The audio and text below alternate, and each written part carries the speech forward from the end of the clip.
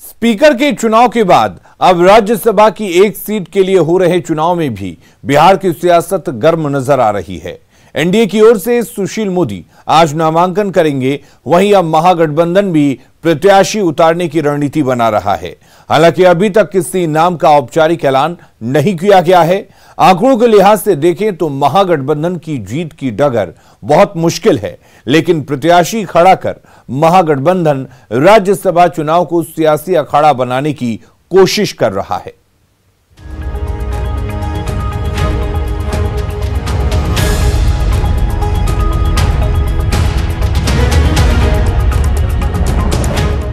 विधानसभा के चुनावी दंगल में मात खाने के बाद भी स्पीकर के चुनाव में सियासी परंपरा को दरकिनार करते हुए महागठबंधन ने एनडीए के सामने चुनौती खड़ी की, लेकिन इसमें भी उसे निराशा हाथ लगी। एक बार फिर राज्यसभा की एक सीट पर हो रहे उपचुनाव में विपक्ष तगड़ी चुनौती देने की रणनीति पर काम कर रहा है। एनडीए ने सुशील मोदी को मैदान में उतारा है। माना जा रहा है कि आरजेडी राज्यसभा की रेस में भी प्रत्याशी उतार सकता है। सियासी गलियारे में जिन दलित नेताओं के नामों की चर्चा है, उनमें श्याम रजक का नाम सबसे ऊपर है। संख्या बल तो आप लोग के पास है नहीं, तो फिर कैसे लड़ेंगे? संख्या बल तो है, समय आ जाएगा बता देंगे। संख्या तो 110 था, 116 हो गया अध्यक्ष के चुनाव में। और आगे आप देखिए, जब दलितों की सवाल होगा तब आप देखिएगा कि अंदर अंदर क्या होता है। दलित के सवाल पर दलित एक होंगे। आंकड़ों के लिहाज से महागठबंधन के लिए जीत दूर की कौड़ी है। जहां तक श्याम रजक के नाम का सवाल है, तो सत्ता पक्ष ने आरजेडी पर दलितों को छलने का और परंपरा को तार तार करने का आरोप लगाया है। जिस तरीके से सामान्य राज्यसभा के चुनाव में अपने परिवार के लोगों को उतारने का काम करते हैं, और उसी तरीके से इस चुनाव में भी अपने परिवार के ही सदस्य को उतारे तो ज़्यादा बेहतर होगा।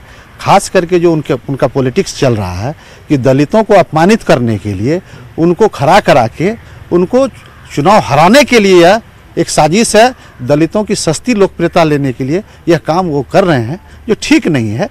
जो जब उनका राज्यसभा का चुनाव होगा उस वक्त में किसी दलित को भेजने का काम करे, ये हम आशा उनसे करेंगे। जो नेता प्रतिपक्ष हैं वह राजनीतिक मर्यादाओं को हर तरीके से तार तार करने पे लगे हुए हैं, परंपराओं को तार तार करने पे लगे हुए हैं। तो यह भी जो बात हो रही है, परंपराओं को तोड़ने की ही बात हो रही है। सीटों के समीकरण को समझें तो अगर विपक्ष की ओर से प्रत्याशी खड़ा किया भी जाता है तो 243 सदस्यीय विधानसभा में जीत उसी की होगी जिसे पहली वरीयता में कम से कम 122 वोट मिलेंगे। ऐसे में महागठबंधन की जीत दूर की कौड़ी है। न्यूज़ 18 के लिए पटना से आनंद अमृतराज की रिपोर्ट।